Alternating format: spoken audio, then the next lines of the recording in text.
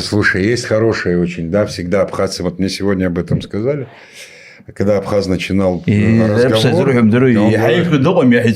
да, это хорошая поговорка, но он говорил, я, говорит, сейчас вам скажу, потому что у нас слушает многоязычная аудитория.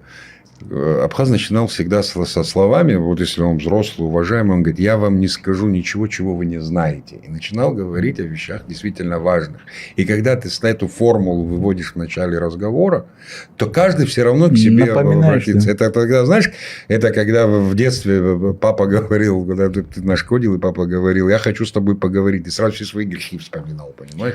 Такие это. Я тебе просто объясню, знаешь, какая ситуация. Ну, смотри, они видят, молодой растет, там что-то пытается правду сказать. Потом приезжать где-нибудь за столом или где-нибудь там пересечешься там на выборах где-то и начинают тебе рассказывать. Вот мы там воинской частью стояли, он приехал, распилил.